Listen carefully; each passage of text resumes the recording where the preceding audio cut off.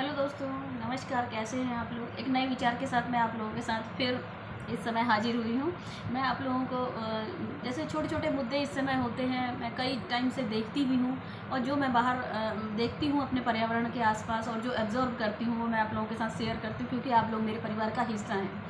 देखिए, कुछ लोग कहते हैं वेज और नॉन वेज, इस पे एक लंबी बहस जो है चलती है, लेकिन एक निश्चित रूप से मैं मतलब इसका एक निष्कर्ष ये निकलता है कि अगर हम बहुत से जीवों को कटने से नहीं बचा सकते, मरने से नहीं बचा सकते, तो किसी एक जरूर जीव को हम ज़रूर बचा सकते हैं। इसलिए किसी न किसी जीव का संरक्षण करिए। कम से कम आपको आत्मसंतुष्टि तो होगी, किसी को हमने संरक्षण किया है, किसी को हमने संरक्षण दिया है, किसी जीव को हमने मरने से बचाया है, उसके जीवन को हमने सेव किया है। चाहे वो जीव हो, चाहे वो पेड़ पौधा हो, किसी एक पेड़ पौधे की जिम्मेदारी लीजिए, किसी एक पेड़ की जिम्मेदारी लीजिए। और हमारी जो छोटी छोटी बातें हैं, पानी को वेस्ट कम कीजिए। कोशिश करिए कि क्या कहते हैं, पानी को जो है ना वेस्ट जितना कम करेंगे, क्योंकि ये सीमित संसाधन हैं और कुछ टाइम के बाद जो है ख़त्म हो जाने वाले हैं। हम अपने आने वाली पीढ़ी को क्या देंगे ये बताइए। अगर हम पेड़ काट देंगे तो हमारे बच्चे पीठ पे सिलेंडर लाद करके ऑक्सीजन का घूमेंगे।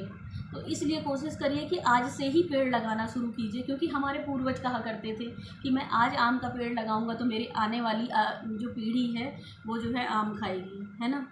तो इसलिए कोशिश करिए कि हम अपने विरासत में क्या दे के जा रहे हैं।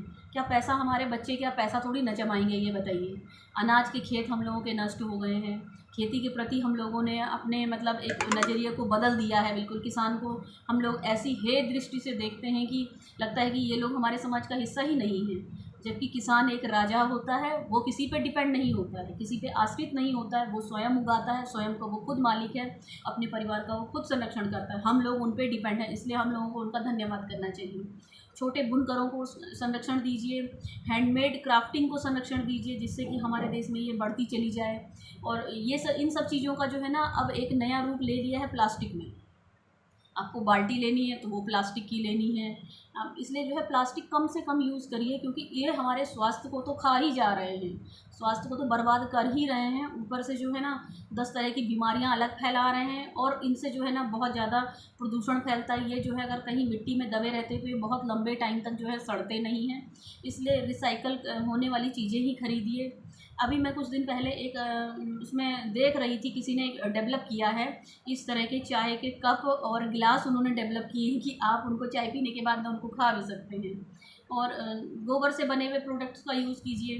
वैसे भी गोबर जलने से तो वातावरण वैसे भी शुद्ध होता है। हम लोग हमेशा ही पुराने सनातन धर्म के जो लोग हैं वो इस बात को बहुत अच्छी तरह से जानते हैं। इसलिए जो है पर्यावरण को हवा को शुद्ध हो करने के लिए हवन यज्ञ पहले लोग किया करते थे, अभी भी करते हैं। घी का दिया जलाने से जो है ना ऑक्सीजन ज़्यादा निकलती है, हवा शुद्ध होती है। ये सब काम करते रहिए, क्योंकि हमको जो है ना केवल पैसा ही नहीं कमाना है, हमको ज़िंदगी में अपने आने वाली पीढ़ी को एक स्वस्थ वातावरण देना है और प्रकृति को हम लोगों को संरक्षण करना है। पानी जो प्रदूषित हो गया है उसको हमको स्वच्छ करना है। और कोशिश करिए कि जब भी आप अपना नया घर बनवाएं तो उसके नीचे हार्वेस्टिंग सिस्टम ज़रूर बनवाएं, जिससे बारिश के पानी को स्टोर किया जा सके। मैं भी ऐसे ही करूँगी। अब तो मैंने पुराना मकान है, कभी मैं नया मकान खरीदूँगी, फार्म हाउस खरीदूँगी, तो मैं उसमें जो है ना हार्वेस्टिंग सिस्टम सबसे पहले लगाऊँगी।